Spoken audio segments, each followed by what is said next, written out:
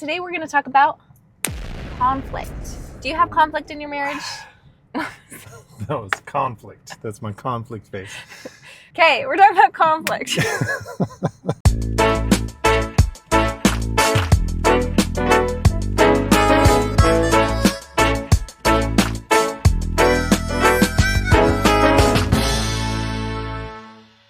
All right, guys, today we are talking about conflict. Yeah. How to resolve conflict. It's making fun of me.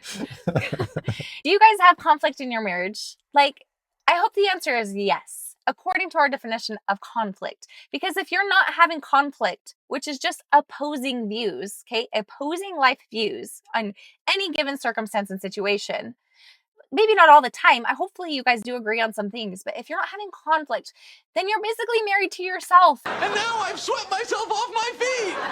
And that would be so boring, you guys. You would never be challenged. You would never grow. You'd never have the opportunity to view life any differently than you already do. So I hope there's conflict in your marriage. Yeah, exactly. In a real marriage, in a good marriage, in a divine marriage, that conflict drives you forward. It's that rough stone rolling down the hill. It's you two learning how to become a new entity, a new creature together. And it's essential. It's so important.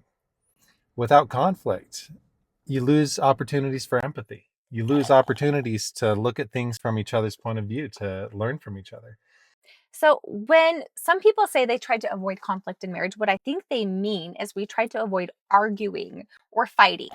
And I want to look at that word for just a minute, because when we say my spouse and I, we fight a lot, or we fought a lot last week, or we had this big fight, ask yourself specifically, what do you mean? Because that could mean, it's just subjective. It could mean so many different things. When I think of somebody fighting, I'm picturing them going around the kitchen counter, like an actual street fight. Remember that Nintendo game we'd grow up when we were little and people would fight and punch each other?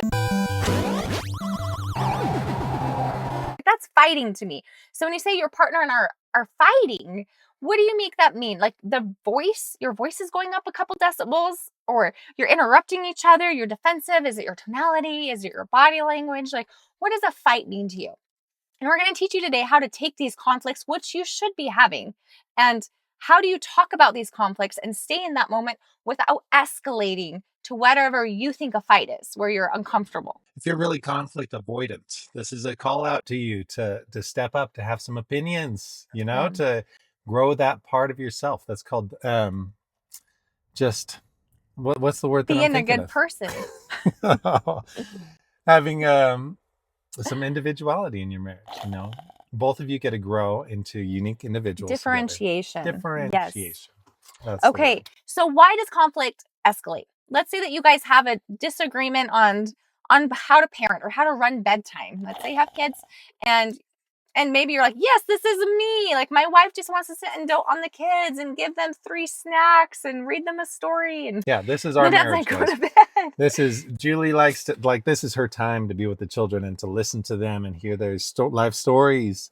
And it takes 3 hours long. And I'm like, just get to bed. Come on, guys, just get to bed. So you have a difference of opinion. And I want to talk about this because I really want to hit home for you that the way you experience the world is not wrong, but it's not also morally right. And the way your spouse experiences the world is not wrong and it is not morally right. It's just different. I hope that helps neutralize when you have these conversations, because so often we get into who's right? Is he right or am I right? And he's probably wrong and I'm right. We're not proving anything. Yeah, exactly. Okay? This is not a morally objective scenario.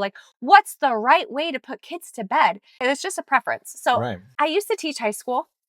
And when we would teach about relationships, this is one of my favorite exercises we would do, where we would have the students come up and there'd be a bowl of ice water, super freezing cold, a bowl of really warm water, and then a bowl of room temperature water. And we'd have 2 students come up. One would put their hand in the ice water. One would put their hand in the hot water. And they'd keep it in there for 20 seconds. And then they would both lift up their hands and put it in the room temperature water. And I would ask them, what temperature is that water? Well, the person with the ice water said, ooh, this water is nice and warm. And the person with the hot water said, oh, this feels so nice and cool. Who was right? They both were, according to their own experience. That's why our preferences are so subjective. based on our own personal history. That's why when your spouse comes to you and they have a difference of opinion, it doesn't need to be threatening. Your only objective in this conversation with your partner is to understand their opinion. I love that example that you gave. And the first thing that you got to do when you're having a conflict in your marriage is realize you don't have to be on the same page, but you do have to be on the same team. Like Yes. our marriage works Yes.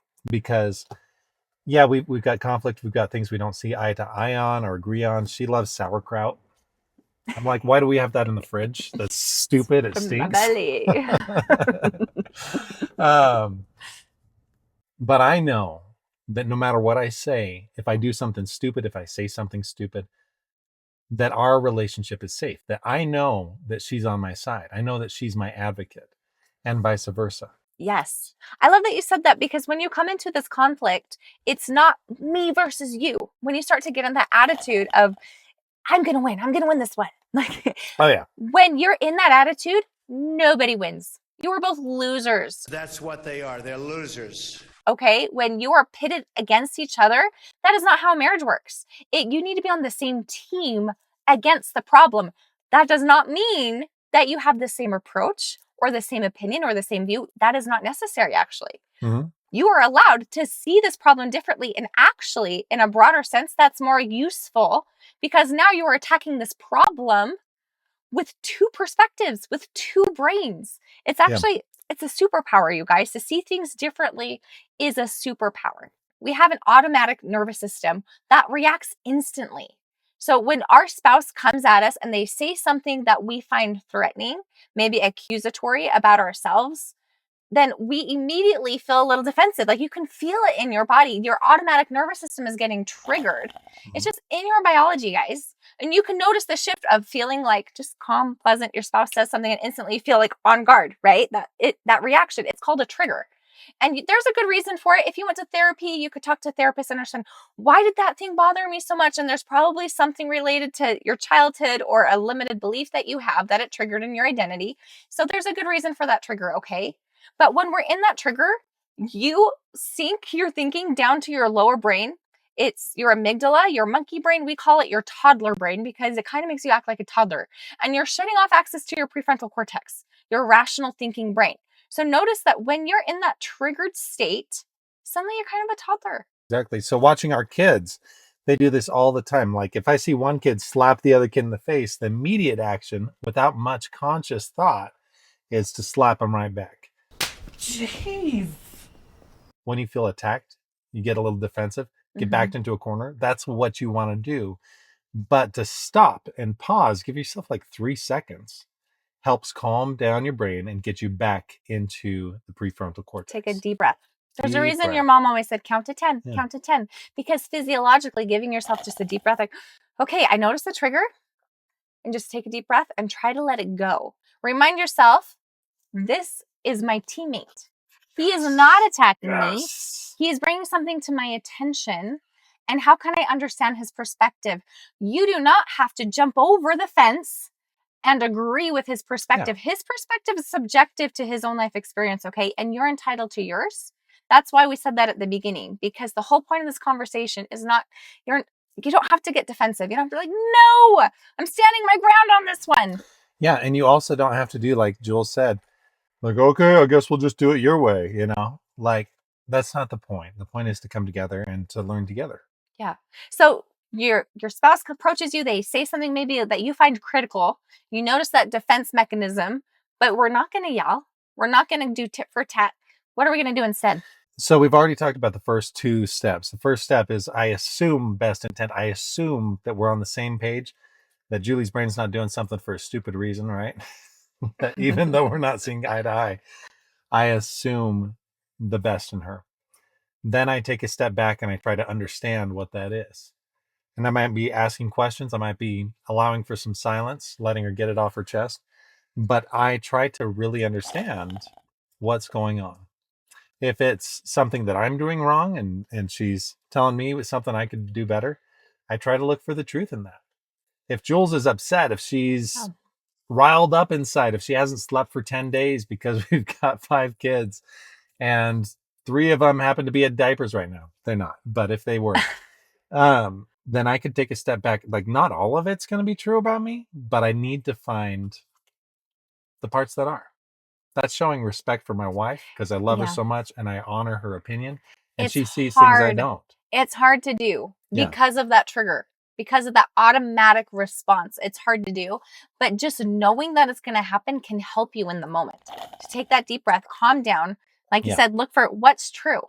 Look through their emotion, look through the way their approach. Maybe they did raise their voice. Maybe it does feel a little bit threatening. Look for the information and try to seek to understand. Seek to understand before being understood. Okay, don't go to defend yourself. Just like, have I given them any reason for them to feel this way? Yeah. And a lot of times we want to look for what's wrong. Maybe 90% is we feel is off, but maybe there's 10% that's right. Focus on what's true and what they're saying. Try to help them feel understood. And you call that active listening. Yeah, that's a part of active listening. Active listening too is really, if you really want to understand what someone's saying, taking their words at face value, not trying to read into all the subtle cues, but like actually just listening to their words, repeating it back to them to make sure that you really understand. Like that's kind of the technical active listening part. But empathy, if you start off your conflict from this angle, like we could end the podcast right now. You're already doing better than 99% of the couples out there who forget that they're on the same team. Like, wing it from that point. Like, it'll come off okay because your spouse will feel that energy of like, okay, he's rooting for me. I can take off the boxing gloves now. We can just talk. Yeah. And when your spouse, let's say that they're coming at you in a critical, heightened emotional state, and they're in their toddler brain, and that's why they're acting kind of huffy and puffy when they're saying this to you. If you can stay calm and not match and mirror that emotion in them, look for the information, repeat it back to them, they will calm down. Yeah. It will help them calm down because they will feel seen and they will feel heard. And most of the time, after this conversation and they're back in their conscious brain thinking, they'll be like, you know what? I wasn't entirely correct in what I said. I'm sorry that I said that the way that I did. Yeah. Because when you're in your child brain, what do you really want? You want to be seen, you want to be heard. Mm-hmm. Right. So that's what you need to calm down. A 3-year-old, I mean, what are their main motivations? They want to be seen, they want to be heard. You know, they're jumping off the trampoline, doing a crazy trick. They're mad, upset. They're in their emotional brain. That's what they want, is to be seen, to be heard. Now, if you have a topic, a conversation that you both feel triggered by, and you can tell, like, I'm getting super defensive, you start to think in absolutes, like, you always do this. We never get to, like, whenever you start to think in absolutes, you feel that tension, you kind of want to raise your voice. Those are all kind of symptoms of being more in that toddler brain. And your spouse is in there too, you're not going to have a productive conversation. So that's a good time just to take a timeout. Time out. And that doesn't mean we can't talk about this. It's like, hey, I noticed that I'm feeling kind of defensive. I'm worried I'm going to say some things that aren't true and might be hurtful. Can we talk about this again? Maybe in 30 minutes. Like, I'm going to go on a walk, calm myself down a little bit, and let's talk about this again later. Or maybe tomorrow. I hate the advice, don't go to bed angry. It's the worst advice. Yeah. Sometimes what you need is just a good night's sleep, right? You just need to get yourself back into your conscious brain. You need to self-soothe and calm your triggers so that you can be a mature, functioning adult. So don't force yourself to have those conversations. Notice that your emotions drive your behavior significantly. Mm-hmm. They drive how you filter the world. It's like when you're mad and upset, you look at your wife and you're like, you're always this way, right? Because that filter is in there and it's pulling all those memories back into your mind. But when you're happy, when you're chill, when you're hanging out together, you look at your wife and you're like, you're never this way. What are you talking about? Never. She's an angel. Okay. In our religion, we're both Latter-day Saints, we talk about counseling together. I love that word. Don't fight each other. Counsel together. And that's a lot of give and take and understanding, solution focused, finding what works for both of you and doing that together. As you leave this podcast, as you go home, as you're going back to your relationships, I want you to take a moment and just remember, if you were to take one thing away from this podcast, what would it be? What would that one thing be? For me, it's just the pause. Taking 3 seconds, take a deep breath, getting back into the right frame of mind. You might even have to do the pause a few times in that interaction, right? But just do it. And it'll change how you show up. because you are your spouse's biggest advocate. You're not going to do this perfectly the first few times. Okay. We still don't do it perfectly, Yeah, I'd like to. but we're good at giving each other space to feel what we need to feel, and then coming back at the conversation when we're in a better position to engage. All right. Go love.